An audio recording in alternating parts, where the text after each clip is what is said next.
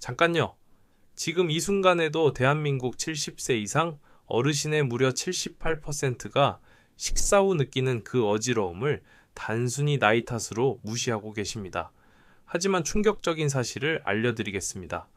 그 어지러움은 여러분의 뇌가 보내는 마지막 구조 신호입니다. 이것을 무시하고 억지로 몸을 움직이는 순간, 여러분은 뇌졸중이라는 돌이킬 수 없는 재앙을 향해 한 걸음씩 다가가고 있는 것입니다. 오늘 이 이야기를 끝까지 들으시면 단돈 한 푼 들이지 않고 집에서 바로 실천할 수 있는 뇌졸중 예방법을 알게 되실 겁니다. 안녕하세요. 저는 20년간 뇌혈관 질환을 연구하고 수천 명의 어르신을 진료해온 신경과 전문의 이승호입니다. 오늘 저는 여러분께 평생 믿어오셨던 상식을 완전히 뒤집는 이야기를 하려고 합니다. 밥 먹고 바로 누우면 소가 된다는 그 옛말, 오늘부로 완전히 잊으십시오. 70세가 넘으셨다면 밥 먹고 바로 눕는 것이야말로 세상 그 어떤 보약보다 귀한 처방전입니다. 저는 이것을 식후 20분 뇌충전요법이라고 부릅니다. 제가 이 이야기를 시작하게 된 계기부터 말씀드리겠습니다. 작년 봄 73세의 김순자 어르신이 보호자의 부축을 받으며 진료실로 들어오셨습니다. 어르신은 평생을 새벽 5시에 일어나 시장에서 반찬 가게를 운영하셨던 분입니다. 쉬는 날이라곤 명절밖에 없었고 잠시라도 앉아 있으면 불안해서 못 견디는 성격이셨죠. 주변에서는 모두 부지런함의 교과서라고 칭찬이 자자했습니다. 어르신 스스로도 그 고단했던 성실함을 인생의 훈장처럼 여기며 살아오셨습니다. 그런데 반년 전부터 이상한 증상이 시작되었습니다. 평소처럼 분주하게 일하다가 점심을 드시고 나면 갑자기 눈앞이 하얘지면서 세상이 빙글빙글 도는 느낌이 드는 겁니다. 처음에는 대수롭지 않게 넘기셨습니다. 오늘 좀 무리했나 보다, 영양이 부족한가 보다 하시면서 고기를 더 챙겨 드시고 비싼 영양제도 사 드셨죠. 하지만 증상은 나아지기는커녕 점점 더 심해졌습니다.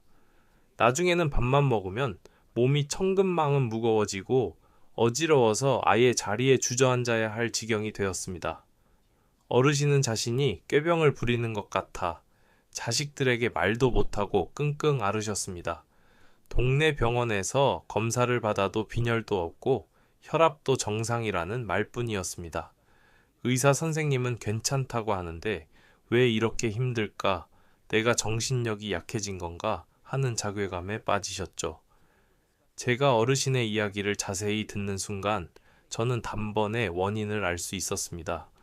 이것은 식후 저혈압으로 인한 뇌혈류 저하 증상이었습니다. 어르신의 뇌가 굶주리고 있었던 것입니다. 그리고 어르신의 평생 습관이었던 그 부지런함이 오히려 뇌를 서서히 죽이고 있었습니다.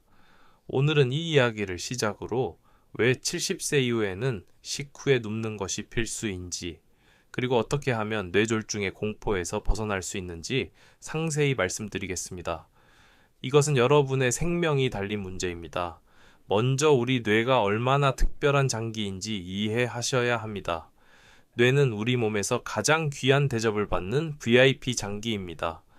무게로 따지면 뇌는 우리 몸 전체의 단 2%밖에 되지 않습니다. 성인 기준으로 약 1.4kg 정도입니다. 그런데 이 작은 장기가 우리 몸 전체 산소 소비량의 20%, 포도당 소비량의 25%를 혼자서 닫습니다. 쉽게 비유하자면 이렇습니다. 10명이 사는 집에서 한 사람이 전기료의 4분의 1을 혼자 쓰는 겁니다. 그만큼 뇌는 에너지 소비가 엄청난 장기입니다. 그리고 더 중요한 것은 뇌는 에너지를 저장하는 능력이 거의 없다는 점입니다. 심장이나 근육은 어느 정도 에너지를 비축해 둘 수 있지만 뇌는 그런 여유가 없습니다. 실시간으로 피를 공급받아야만 작동합니다. 뇌로 가는 혈류가 단 10초만 중단되어도 의식을 잃습니다. 4분에서 6분 이상 중단되면 뇌세포가 돌이킬 수 없이 죽기 시작합니다. 뇌졸중 환자에게 골든타임이 그토록 중요한 이유가 바로 이것입니다. 뇌는 단 한순간도 피 공급이 끊겨서는 안 되는 장기인 것입니다. 이제 식사를 할 때 우리 몸에서 무슨 일이 일어나는지 알아보겠습니다. 우리가 음식을 먹는 순간 몸 안에서는 대규모 혈액 재분배가 일어납니다. 음식을 소화하기 위해 위와 소장으로 엄청난 양의 피가 몰려갑니다. 이것을 의학적으로 내장 혈류 증가라고 부릅니다. 정상적인 상황에서는 위장에 피가 몰려가도 우리 몸의 자율신경계가 정교하게 조절을 합니다. 심장 박동을 조금 빠르게 하고 다리나 팔의 말초 혈관을 살짝 수축시켜서 뇌로 가는 혈류를 일정하게 유지하죠.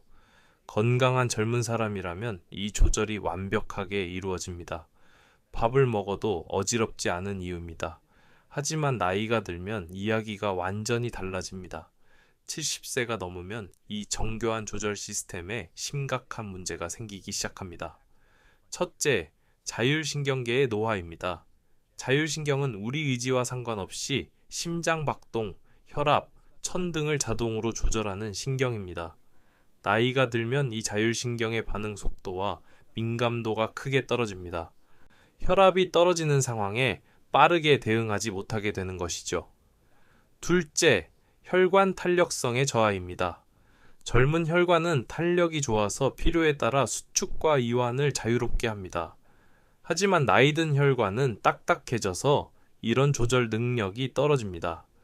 동맥경화가 있다면 상황은 더욱 심각해집니다. 셋째, 압력 수용체의 둔감화입니다. 우리 목의 경동맥에는 혈압을 감지하는 센서인 압력 수용체가 있습니다. 이 센서가 혈압 변화를 감지해서 뇌에 알려주면 뇌가 적절한 조절 명령을 내립니다. 그런데 나이가 들면 이 센서의 민감도가 현저히 떨어집니다. 혈압이 떨어지고 있는데도 제대로 감지하지 못하는 것입니다. 넷째, 심장 기능의 저하입니다. 나이 든 심장은 젊은 심장만큼 빠르게 박동수를 올리지 못합니다. 혈압이 떨어질 때 심장이 더 빨리 뛰어서 보상해야 하는데 그것이 어렵습니다. 이 모든 요인이 복합적으로 작용하여 70세 이상 어르신의 상당수가 식후 저혈압을 경험하게 됩니다. 식사 후 30분에서 2시간 사이에 수축기 혈압이 20mm 이상 떨어지는 현상입니다. 어떤 연구에 따르면 요양원에 거주하는 어르신의 무려 67%가 이 증상을 겪고 있다고 합니다. 문제는 이것이 단순히 어지러운 것으로 끝나지 않는다는 점입니다. 식후 저혈압은 낙상의 주요 원인입니다. 어지러워서 넘어지면 고관절 골절로 이어질 수 있고 이것은 노인에게는 생명을 위협하는 심각한 부상입니다. 더 무서운 것은 이런 뇌혈류 저하가 반복되면 뇌의 작은 혈관들이 손상되고 미세한 뇌경색이 쌓여간다는 사실입니다. 눈에 보이지 않는 뇌졸중이 조금씩 진행되고 있는 것입니다. 그렇다면 어떻게 해야 할까요? 답은 놀라울 정도로 간단합니다. 식사 후 20분간 눕는 것입니다. 여러분, 심장을 고층 아파트 지하에 있는 물 펌프라고 상상해 보십시오. 그리고 뇌는 그 아파트 10층에 있는 펜트하우스입니다. 지하 펌프가 10층까지 물을 올리려면 엄청난 압력이 필요합니다. 중력을 거슬러 물을 높이 밀어 올려야 하니까요. 우리 심장도 마찬가지입니다. 우리가 서 있거나 앉아 있을 때 심장은 중력을 거슬러 피를 머리끝까지 밀어 올려야 합니다. 이것은 심장에게 상당한 부담입니다. 거기에 식사 후에는 위장으로 피가 빠져나가느라 뇌로 보낼 피가 부족해집니다. 노화된 심장과 혈관은 이 상황에 제대로 대처하지 못합니다. 그런데 여러분이 몸을 수평으로 눕히면 무슨 일이 벌어질까요? 마법 같은 일이 일어납니다.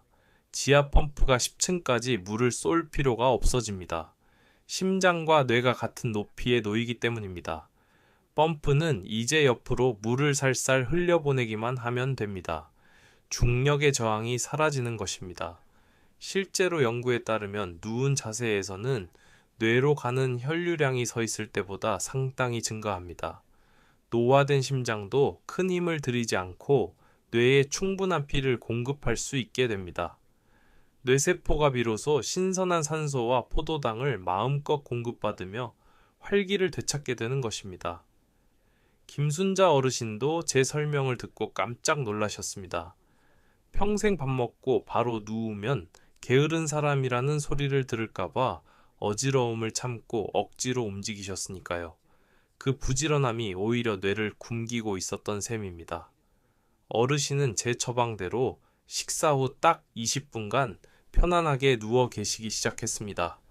처음에는 어색하고 죄책감까지 드셨다고 합니다. 하지만 일주일쯤 지나자 그토록 괴롭히던 식후 어지럼증이 씻은 듯이 사라졌습니다. 어르신은 눈물을 글썽이시며 말씀하셨습니다.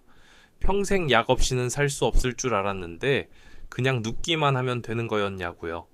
여기서 한 가지 중요한 주의사항을 말씀드리겠습니다. 역류성 식도염이 있으신 분은 완전히 평평하게 누우시면 위산이 식도로 역류할 수 있습니다. 이때는 쿠션이나 베개를 등 뒤에 받쳐서 상체를 약 15도에서 20도 정도만 살짝 들어 올리십시오. 이 정도의 각도만 유지해도 위산 역류는 막으면서 뇌혈류는 충분히 확보할 수 있습니다. 이제 식후 눕기 외에 뇌혈류를 더욱 활성화시키는 두 가지 비법을 알려드리겠습니다. 첫 번째는 만세 수면법입니다. 오늘 밤 주무실 때부터 당장 실천해 보십시오. 양팔을 가슴 위쪽으로 살짝 올리고 주무시는 것입니다. 만세를 부르듯 팔을 올리는 자세라서 만세 수면법이라고 부릅니다. 왜 이 자세가 효과적일까요? 나이가 들면 가슴 주변의 근육들, 특히 대흉근이 점점 굳어지고 짧아집니다. 흉곽도 좁아지죠. 팔을 몸 옆에 내리고 자면 가슴이 움츠러들면서 그 안을 지나가는 큰 혈관들, 특히 대정맥이 압박을 받습니다. 온몸을 돌고 돌아온 피가 심장으로 돌아가는 길이 좁아지는 것입니다. 심장으로 돌아오는 피가 줄어들면 심장이 내보내는 피도 줄어들고 결국 뇌로 가는 피도 줄어듭니다. 팔을 가슴 위로 살짝 올리면 가슴이 자연스럽게 펴집니다. 갈비뼈 사이 공간이 넓어지고 대정맥의 통로가 활짝 열립니다. 심장으로 돌아오는 혈액량이 늘어나고 그만큼 뇌로 보내는 혈액량도 증가합니다. 단, 팔을 머리 위로 너무 높게 뻗으면 어깨 관절에 무리가 갈 수 있습니다. 팔꿈치를 편안하게 구부려서 손이 가슴이나 배 위쪽에 살짝 얹어지는 정도면 충분합니다. 마치 아기가 잘 때 양손을 머리 위로 올리고 자는 것처럼요. 아기들의 본능적인 수면 자세가 실은 가장 과학적인 자세였던 것입니다. 두 번째 비법은 앉을 때 엉덩이를 끝까지 깊숙이 밀어 넣는 것입니다. 이것은 자율신경을 살리는 자세입니다. 많은 분들이 소파나 의자에 앉을 때 엉덩이를 앞쪽에 걸치듯이 앉습니다. 편하다고 느끼시죠? 하지만 이 자세가 여러분의 자율신경을 서서히 망가뜨리고 있습니다. 엉덩이를 끝까지 밀어 넣지 않으면 어떻게 될까요? 골반이 뒤로 기울어집니다. 그러면 허리가 굽고 등이 구부정해지며 목이 앞으로 쭉 빠져나옵니다. 이것이 바로 거북목 자세입니다. 목은 단순히 머리를 지탱하는 기둥이 아닙니다. 목 안에는 뇌에서 온몸으로 뻗어나가는 중요한 신경들이 지나갑니다. 특히 자율신경의 핵심인 미주신경과 혈류를 조절하는 교감신경 줄기가 이 목뼈 사이를 통과합니다. 목이 앞으로 빠지면 이 신경들이 압박을 받습니다. 고속도로에 바위가 떨어져 길이 막힌 것과 같습니다. 신경 신호 전달이 방해받으면서 몸은 상황에 맞게 혈압과 혈류를 조절하는 능력을 잃어버립니다. 식후에 혈압이 떨어져도 제대로 보상하지 못하게 되는 것입니다. 실제로 김순자 어르신의 진짜 원인도 여기에 있었습니다. 평생 고개를 숙여 일하셨던 습관이 목의 자연스러운 곡선을 망가뜨렸고 자율신경 기능이 저하되어 있었던 것입니다. 어르신은 의식적으로 앉을 때마다 엉덩이를 의자 깊숙이 밀어넣고 허리를 펴고 턱을 살짝 당기는 자세를 유지하기 시작하셨습니다. 놀랍게도 한 달쯤 지나자 오랫동안 시달리셨던 만성 두통까지 함께 사라졌습니다. 올바른 앉는 자세를 정리해 드리겠습니다. 먼저 엉덩이를 의자 등받이에 완전히 밀착시킵니다. 허리는 자연스러운 S자 곡선을 유지합니다. 필요하면 등받이와 허리 사이에 작은 쿠션을 넣어도 좋습니다. 어깨는 뒤로 살짝 젖히고 턱은 가슴 쪽으로 살짝 당깁니다. 마치 누군가가 정수리를 위로 잡아당기는 느낌으로 목을 길게 늘리는 것입니다. 처음에는 이 자세가 오히려 불편하게 느껴질 수 있습니다. 평생 구부정하게 앉던 습관이 있으니까요. 하지만 일주일만 의식적으로 유지하시면 몸이 적응하고 오히려 예전 자세가 불편해집니다. 이제 제가 말씀드린 모든 것을 종합한 하루 실천 루틴을 알려드리겠습니다. 여러분의 뇌에 생명수를 공급하는 설계도입니다. 지금 바로 메모하십시오. 아침에 눈을 뜨셨을 때입니다. 절대로 벌떡 일어나지 마십시오. 갑자기 일어나면 뇌로 가는 혈류가 급격히 줄어들어 기립성 저혈압이 올 수 있습니다. 누운 채로 양팔을 가슴 위로 올려 만세 동작을 천천히 5번 반복하십시오. 밤새 굳어있던 가슴 근육을 풀어주는 준비 운동입니다.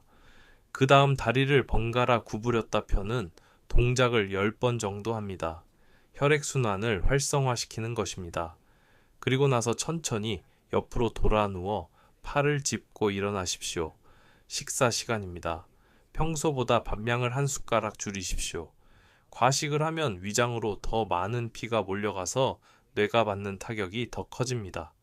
천천히 꼭꼭 씹어 드십시오. 20분 이상 시간을 들여 식사하시면 포만감도 더 잘 느끼고 소화도 잘 됩니다. 그리고 식사 중에는 물을 너무 많이 마시지 마십시오. 물도 위장에 부담을 줄 수 있습니다. 식사 후가 가장 중요합니다. 식기를 치우고 설거지를 하고 싶은 마음 참으십시오. 바로 움직이면 안 됩니다. 소파나 침대로 가서 편안하게 누우십시오. 역류성 식도염이 있으시면 상체를 살짝 높이시고요. 눈을 감고 20분간 편안하게 쉬십시오. 이 시간 동안 여러분의 뇌로 신선한 피가 콸콸 흘러 들어가고 있습니다. 나는 지금 내 뇌에 가장 품격 있는 선물을 주고 있다고 생각하십시오. 이것은 게으름이 아니라 가장 과학적인 건강관리입니다. 20분이 지나면 일어나십시오. 하지만 여기서도 주의가 필요합니다. 갑자기 벌떡 일어나지 말고 천천히 일어나십시오. 먼저 누운 채로 발목을 위아래로 움직입니다. 그 다음 옆으로 돌아 누워서 팔로 몸을 밀어 올립니다. 잠시 앉은 자세로 있다가 천천히 일어서십시오. 이렇게 단계적으로 일어나야 혈압이 급격히 떨어지지 않습니다. 20분 휴식 후에는 반드시 가벼운 활동을 하십시오. 이 시간이 뇌혈류가 충분히 회복된 골든타임입니다. 가벼운 산책을 하거나 취미 활동을 하거나 책을 읽거나 가벼운 집안일을 하십시오. 뇌가 가장 또렷하게 작동하는 시간입니다. 저녁 시간 잠자리에 들기 전입니다. 침대에 누워서 스마트폰을 보시는 분들 많으시죠? 고개를 숙이고 스마트폰을 보는 30분이 목의 자율신경을 몇 시간 동안 괴롭힙니다. 잠자리에서만큼은 스마트폰을 멀리 하십시오. 양팔을 가슴 위로 살짝 올리는 만세 자세를 취하고 깊은 잠에 드십시오.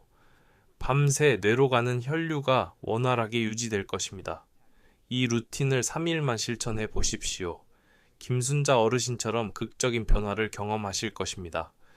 추가로 뇌혈류를 개선하는 몇 가지 생활 습관을 더 알려드리겠습니다. 첫째, 충분한 수분 섭취입니다.